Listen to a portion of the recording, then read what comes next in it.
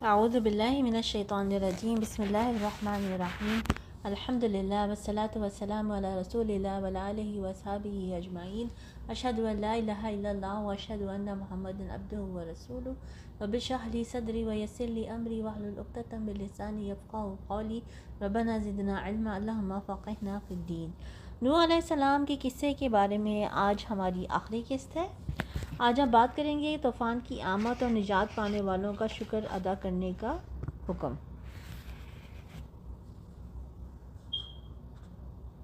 امام ابن جریر اور دوسرے علماء علیہ السلام نے فرمایا ہے کہ طوفان قبطی حساب کے مطابق اگست کی 13 تاریخ کو شروع ہوا۔ قوم کی مسلسل ہٹ درمی سے عاجز آ کر نوح علیہ السلام نے اپنے رب سے دعا کی اور اللہ تعالیٰ نے دعا قبول کر کے بدکار قوم کو تباہ و برباد کر دیا۔ ارشاد باری تعالیٰ ہے فَإِذَا جَاءَ أَمْرُنَا وَفَارَتِ التَّنُّورُ فَاسْلُكْ فِيهَا مِنْ كُلٍّ زَوْجَيْنِ اثْنَيْنِ وَأَهْلَكَ إِلَّا مَنْ سَبَقَ عَلَيْهِ الْقَوْلُ مِنْهُمْ وَلَا تُخَاطِبْنِي فِي الَّذِينَ ظَلَمُوا إِنَّهُمْ مُغْرَقُونَ۔ جب ہمارا حکم آ پہنچے اور تنور پانی سے بھر کر جوش مارنے لگے تو سب قسم کے حیوانات میں سے جوڑا جوڑا یعنی نر اور مادہ دو دو کشتی میں بٹھا دو اور اپنے گھر والوں کو بھی سوائے ان کے جن کی نسبت ان میں سے ہلاک ہونے کا حکم پہلے صادر ہو چکا ہے، اور ظالموں کے بارے میں ہم سے کچھ نہ کہنا، وہ ضرور ڈبو دیے جائیں گے۔ چنانچہ اللہ تعالیٰ نے نوح علیہ السلام کو حکم دیا کہ جب میرا حکم آ جائے اور عذاب شروع ہو جائے تو ہر جانور اور ہر جاندار کا ایک ایک جوڑا کشتی میں سوار کر لیں، خواہ ان کا گوشت کھایا جاتا ہو یا نہ کھایا جاتا ہو، تاکہ اس کی نسل باقی رہے، اور اپنے گھر کے افراد کو بھی سوار کر لیں، مگر جس کے بارے میں پہلے فرمان جاری ہو چکا ہے اسے سوار نہ کریں۔ اس سے مراد وہ کافر ہیں جن کے بارے میں آپ کی بددعا قبول ہو چکی ہے اور ان سے عذاب نہیں ٹل سکتا۔ اللہ تعالیٰ نے حکم دیا کہ عذاب نازل ہوتا دیکھ کر کافروں کے حق میں دعا نہ کر دیں، کیونکہ اس کا حتمی فیصلہ اللہ کی طرف سے ہو چکا ہے، جس کی یہ شان ہے کہ وہ جو چاہتا ہے کرتا ہے۔ آیت میں جو لفظ تنور، اس سے اکثر علماء نے سطح زمین مراد لی ہے، یعنی زمین کے ہر حصے سے پانی پھوٹ نکلا، حتیٰ کہ جب تنوروں میں آگ جلائی جاتی ہے، جن تنوروں میں آگ جلائی جاتی ہے ان میں سے بھی پانی نکلنے لگا۔ حضرت ابن عباس رضی اللہ عنہما سے روایت ہے کہ تنور سے مراد یہ ہے کہ ساری زمین سے پانی نکلنے لگا، یعنی آگ والے تنوروں سے بھی پانی نکلنا شروع ہو گیا۔ اللہ تعالیٰ نے دوسرے مقام پر فرمایا یہاں تک کہ جب ہمارا حکم آ پہنچا اور تنور جوش مارنے لگے تو ہم نے نوح کو حکم دیا کہ ہر قسم کے جانداروں میں سے جوڑا جوڑا یعنی دو دو جانور، ایک نر اور ایک مادہ لے لو، اور جس شخص کی نسبت حکم ہو چکا ہے کہ ہلاک ہو جائے گا اس کو چھوڑ کر اپنے گھر والوں کو، اور جو ایمان لایا اس کو کشتی میں سوار کر لو، اور ان کے ساتھ بہت ہی کم لوگ ایمان لائے تھے۔ یعنی اللہ نے حکم دیا کہ جب عذاب آئے تو ہر قسم کے جانداروں کا ایک ایک جوڑا کشتی میں سوار کر لیں۔ ارشاد باری تعالیٰ ہے وَأَهْلَكَ إِلَّا مَنْ سَبَقَ عَلَيْهِ الْقَوْلُ۔ اس کا مطلب ہے یہ ہے کہ کافروں کو چھوڑ کر صرف ان مومنوں کو کشتی میں سوار کریں جن کے حق میں نجات کی دعا قبول ہو چکی ہے۔ آپ کا بیٹا یام بھی، نوح علیہ السلام کا بیٹا یام بھی ڈوبنے والوں میں شامل تھا۔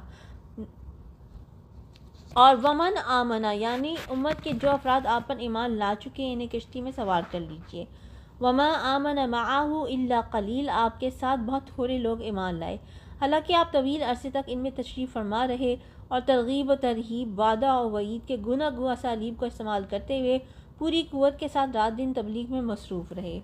کشتی میں سوار ہونے والوں کی تعداد کتنی تھی اس کے بارے میں علماء کے مختلف اقوال ہیں۔ حضرت ابن عباس رضی اللہ عنہ سے روایت ہے کہ وہ 80 افراد تھے، ان کے ساتھ ان کی بیویاں تھیں۔ کعب احبار سے مروی ہے کہ وہ 72 افراد تھے، بعض نے کہا 10 تھے، ایک قول کے مطابق وہ 7 افراد تھے۔ نوح علیہ السلام کی بیوی جو آپ کے تمام بیٹوں حام، سام، یافس، یام جسے اہل کتاب کنان کہتے ہیں اور یہی طوفان میں غرق ہوا تھا، اور عابر کی ماں تھی، وہ طوفان سے پہلے فوت ہو چکی تھی۔ بعض علماء نے فرمایا ہے کہ وہ بھی ایمان لانے کی وجہ سے دوسرے کافروں کے ساتھ غرق ہو گئی تھی۔ جب کافر قوم کی غرقابی کا وقت ہو گیا تو مومنوں کی حفاظت اور نجات کے لیے کشتی اللہ کے حکم سے تیرنے لگی، تو اللہ تعالیٰ نے اس نعمت پر شکر ادا کرنے کا حکم دیا۔ اور جب تم اور تمہارے ساتھی کشتی میں بیٹھ جاؤ تو اللہ کا شکر ادا کرنا اور کہنا کہ سب تعریف اللہ ہی کے لیے ہے، جس نے ہم کو ظالم لوگوں سے نجات بخشی، اور یہ بھی دعا کرنا کہ اے پروردگار ہم کو مبارک جگہ اتار اور تو سب سے بہتر اتارنے والا ہے۔ یعنی اللہ تعالیٰ نے نوح علیہ السلام کو حکم دیا کہ وہ اللہ کی تعریف اور شکر کریں، کیونکہ اس نے یہ کشتی ان کے لیے مسخر فرمائی، اس کے ذریعے سے انہیں نجات دی، قوم کا فیصلہ کر دیا اور مخالفین کی تباہی کے ساتھ نوح علیہ السلام کی آنکھیں ٹھنڈی کر دی، جیسے ارشاد ہے، اور جس نے تمام قسم کے حیوانات پیدا کیے اور تمہارے لیے کشتیاں اور چارپائے بنائے جن پر تم سوار ہوتے ہو تاکہ تم ان کی پیٹھ پر چڑھ بیٹھو، اور جب اس پر بیٹھ جاؤ تو اپنے پروردگار کے احسان کو یاد کرو اور کہو کہ وہ ذات پاک ہے جس نے اس کو ہمارے زیر فرما دیا اور ہمیں طاقت نہ تھی کہ اس کو بس میں کر لیتے، اور ہم اپنے پروردگار کی طرف لوٹ کر جانے والے ہیں۔ اسی طرح سب کو حکم ہے کہ کام کی ابتدا میں دعا کی جائے تاکہ اس میں خیر و برکت حاصل ہو اور اس کا انجام اچھا ہو، جیسے نبی صلی اللہ علیہ وسلم کو ہجرت کے وقت حکم دیا تھا، اور کہو کہ اے پروردگار مجھے جہاں لے جا سچائی کے ساتھ لے جا، اور جہاں سے بھی نکال سچائی کے ساتھ نکال، اور اپنے ہاتھ سے زور و قوت کو میرا مددگار بنا۔ نوح علیہ السلام نے اللہ تعالیٰ کے اس حکم کی تعمیل کی اور ساتھیوں سے فرمایا، اس کشتی میں سوار ہو جاؤ، اللہ ہی کے نام سے اس کا چلنا اور ٹھہرنا ہے، بے شک میرا پروردگار بخشنے والا مہربان ہے۔ یعنی اس کے چلنے کی ابتدا و انتہا اللہ کے نام سے ہے، میرا رب بخشنے والا ہے، رحم کرنے والا ہے، لیکن ساتھ ہی وہ سخت سزا دینے والا بھی ہے، اس لیے اس کا عذاب مجرموں پر اکثر رہتا ہے، جیسے ان لوگوں پر آیا جنہوں نے اس کے ساتھ کفر کیا اور غیر اللہ کی عبادت کی۔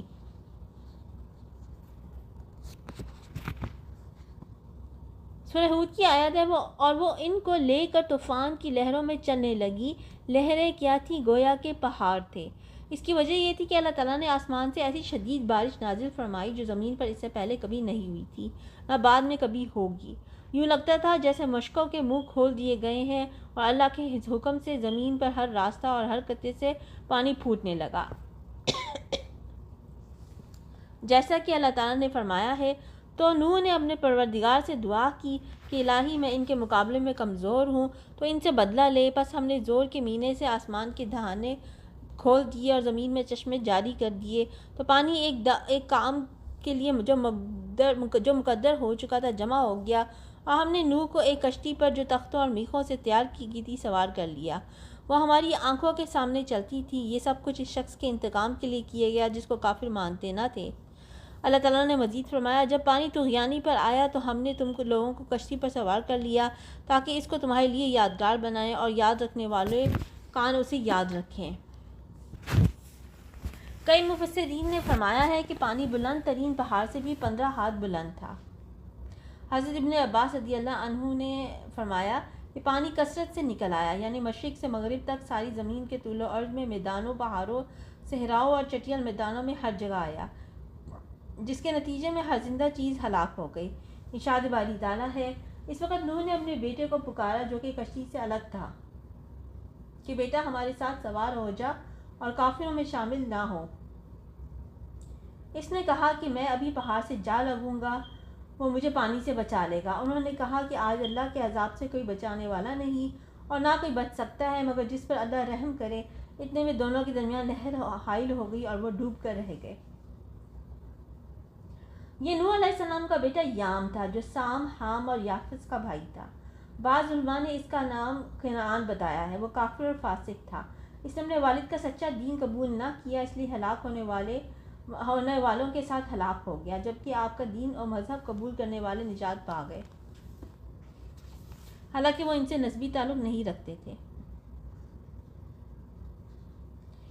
سورہ ہود کی آیت ہے، اور حکم دیا گیا کہ اے زمین اپنا پانی نگل جا اور اے آسمان تھم جا، تو پانی خشک ہو گیا اور کام تمام کر دیا گیا، اور کشتی کوہ جودی پر جا ٹھہری، اور کہہ دیا گیا کہ بے انصاف لوگوں پر لعنت۔ یعنی جب زمین پر کوئی ایسا انسان باقی نہ رہا جو اللہ کے سوا کسی کی عبادت کرتا ہو، تو اللہ نے زمین کو حکم دیا کہ اپنا پانی نگل لے، اور آسمان کو حکم دیا کہ بارش برسانا بند کر دے۔ چنانچہ پانی اترنے لگا اور مجرموں کو وہ سزا مل گئی جس کا اللہ نے فیصلہ کر رکھا تھا، وہ اپنی بدعمالیوں کی وجہ سے اللہ کی رحمت و مغفرت سے محروم رہے۔ اس کے بعد اللہ تعالیٰ نے بیان فرمایا کہ نوح علیہ السلام نے اپنے بیٹے کے حق میں رب سے دعا فرمائی اور سوال کیا کہ وہ کیوں غرق ہوا۔ اس سوال کا مقصد محض حصول علم تھا، یعنی اے اللہ تو نے مجھ سے میرے اہل و عیال کو بچانے کا وعدہ فرمایا تھا، پھر میرا بیٹا کیوں غرق ہو گیا؟ حالانکہ وہ بھی میرے اہل و عیال میں شامل تھا۔ اللہ تعالیٰ نے فرمایا وہ تھرے گھرانے کے ان افراد میں شامل نہ تھا جن کی نجات کا وعدہ کیا گیا تھا، کیونکہ یہ فرمایا گیا تھا وَأَهْلَكَ إِلَّا مَنْ سَبَقَ عَلَيْهِ الْقَوْلُ مِنْهُمْ، اور اپنے گھر والوں کو بھی بٹھا لو سوائے ان کے جن کے حق میں ان میں سے ہلاک ہونے کا حکم صادر ہو چکا ہے، اور وہ ان افراد میں شامل تھا جن کی غرق کیے جانے کا فیصلہ ہو چکا تھا، اس لیے وہ اہل ایمان سے الگ ہو کر کفار سے مل گیا اور انہی کے انجام سے دوچار ہوا۔ اس کے بعد اللہ تعالیٰ نے حکم دیا اے نوح، ہماری طرف سے سلامتی اور برکتوں کے ساتھ جو تم پر تمہارے ساتھ کی جماعتوں پر نازل کی گئی ہے اتر آؤ، اور کچھ اور جماعتیں ہوں گی جن کو ہم دنیا کے فوائد سے بہرہ کریں گے، پھر ان کو ہماری طرف سے دردناک عذاب پہنچے گا۔ جب زمین کی سطح سے پانی خشک ہو گیا اور زمین پر رہنا اور چلنا پھرنا ممکن ہو گیا تو نوح علیہ السلام کو حکم دیا گیا کہ کشتی سے اتر آئیں جو طویل عرصے پانی میں چلتی رہی تھی اور آخرکار مشہور پہاڑ جودی پر ٹھہر گئی۔ بسلام منا و برکاتین کا مطلب یہ ہے کہ سلامتی کے ساتھ کشتی سے اتر آئیے، آپ پر بھی برکت نازل ہوگی اور ان اقوام پر بھی جو آئندہ زمانے میں آپ کی نسل سے پیدا ہوں گی، کیونکہ اللہ تعالیٰ نے نوح علیہ السلام کے ساتھیوں میں سے کسی کی نسل کو باقی نہ رکھا، صرف نوح علیہ السلام کی نسل چلی،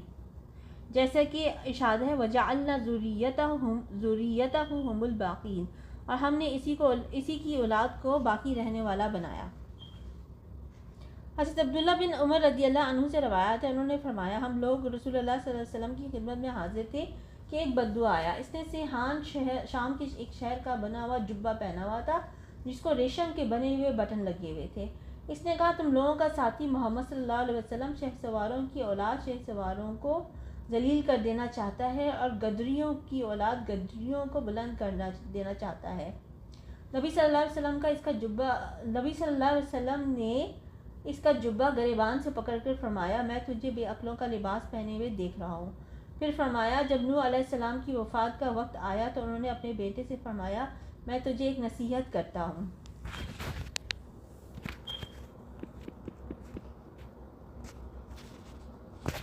میں تجھے 2 کام کرنے کا حکم دیتا ہوں اور 2 کاموں سے منع کرتا ہوں۔ میں تجھے لا الہ الا اللہ اختیار کرنے کا حکم دیتا ہوں، اگر ترازو کے ایک پلڑے میں 7 آسمان اور 7 زمینیں رکھ دی جائیں اور دوسرے پلڑے میں لا الہ الا اللہ رکھا جائے تو لا الہ الا اللہ والا پلڑا زیادہ وزنی ہونے کی وجہ سے جھک جائے گا۔ اگر 7 آسمان اور 7 زمینیں ایک بند حلقہ بن جائیں تو لا الہ الا اللہ انہیں جدا جدا کر دے گا۔ اور میں تجھے سبحان اللہ و بحمدہ ہی پڑھنے کا حکم دیتا ہوں، کیونکہ یہ ہر مخلوق کی تسبیح ہے اور اسی کی برکت سے مخلوق کو رزق ملتا ہے، اور میں تجھے شرک اور تکبر سے منع کرتا ہوں۔ میں نے عرض کیا اللہ کے رسول صلی اللہ علیہ وسلم اس شرک سے تو ہم واقف ہیں، لیکن تکبر کا کیا مطلب ہے؟ کیا یہ بات تکبر ہے کہ کسی کے جوتے اچھے ہوں جن کے تسمے خوبصورت ہو؟ فرمایا نہیں۔ میں نے کہا کیا یہ تکبر ہے کہ کسی کے پاس حلہ چادروں کا جوڑا اور وہ اسے پہن لے؟ فرمایا نہیں۔ میں نے کہا یا یہ ہے کہ کسی کے پاس سواری کے لیے جانور ہو؟ فرمایا نہیں۔ میں نے کہا یا یہ کہ کسی کے دوست ہوں جو اس کے پاس بیٹھتے ہوں؟ فرمایا نہیں۔ میں نے عرض کیا اللہ کے رسول صلی اللہ علیہ وسلم پھر تکبر ہوتا کیا ہے؟ فرمایا حق کا انکار کرنا اور لوگوں کو حقیر جاننا، یہ ہے تکبر۔ ٹھیک ہے، تو یہ تھا نوح علیہ السلام کا واقعہ جو کہ ہم نے آج پڑھا ہے۔ ایک بات ذہن میں رکھیے گا، میری اردو تھوڑی سی کمزور ہے اس لیے کبھی کبھار کہیں نہ کہیں کوئی مسٹیک ہو جاتی ہے، تو اس کے لیے اللہ ہم سب کو معاف کرے۔ اچھا، کچھ باتیں جو ہم نے اس میں غور کی اس قصے میں ہمیں پتہ چلی، ایک یہ کہ نوح علیہ السلام نے ایک مدت تک دعوت دی، انہوں نے کہا اے میرے پروردگار میں نے اپنی قوم کو تیری طرف رات دن بلایا، پھر میں نے انہیں بآواز بلند بلایا، اور بے شک میں نے ان سے اعلانیہ بھی کہا اور چپکے چپکے بھی۔ تو دعوت جو ہوتی ہے، دعوت دین کی دعوت، تبلیغ کی دعوت ہے، وہ خفیہ بھی ہو سکتی ہے اور اعلانیہ بھی، پہلے خفیہ رکھ کے کریں اور پھر اعلانیہ کریں۔ اور یہ بھی ہے کہ قوم کی سخت جواب کے باوجود نوح علیہ السلام نے نرمی اور شیریں کلامی کا استعمال کیا۔ اور اس کے علاوہ ہم یہ بھی سبق سیکھتے ہیں کہ حق کی راہ میں آنے والی مشکلات اور استہزاء کرنے والوں کی پرواہ نہ کریں، اور قوم کو اللہ تعالیٰ کی نعمتوں اور احسانات کی یاد دہانی کروائی جائے۔ راہ حق میں اگر قریب رشتہ داروں کی، جیسے نوح علیہ السلام نے بیوی اور بیٹے کی جدائی کا غم برداشت کرنا پڑے تو کریں۔ تو یہ کچھ سبق ہیں جو ہم نوح علیہ السلام کے قصے سے جو ہے وہ ہمیں حاصل ہوتے ہیں۔ بات یہی ہے کہ اللہ تعالیٰ نے مسلمان قوم کو خاص طور پہ دین کی تبلیغ کے لیے کا حکم دیا ہے کہ کم از کم آپ میں سے ایک جماعت ایسی ضرور ہونی چاہیے جو دین کی طرف لوگوں کو بلائے۔ تو ہر بندہ ہر طرح سے اس میں جو ہے اپنا حصہ ڈال سکتا ہے اور ثواب کما سکتا ہے۔ اس میں ایک طریقہ یہ بھی ہے کہ یہ لیسنز آپ لوگ سنیں، ان کو شیئر کریں تاکہ اور لوگ بھی سنیں اور ان کو بھی پتہ چلے اور سبق حاصل کر سکیں ہم اپنی زندگی کے حالات کے لیے۔ تو اگر آپ خود سے لیکچرز نہیں دے سکتے، کتابیں نہیں لکھ سکتے یا اس طرح کے اور کام نہیں کر سکتے تو کم از کم ان لیکچرز کو شیئر ضرور کر دیں تاکہ آپ کی طرف سے بھی یہ فی سبیل اللہ صدقہ جاریہ بن جائے۔ سبحانک اللہم و بحمدک اشہد ان لا الہ الا انت استغفرک و اتوب الیک۔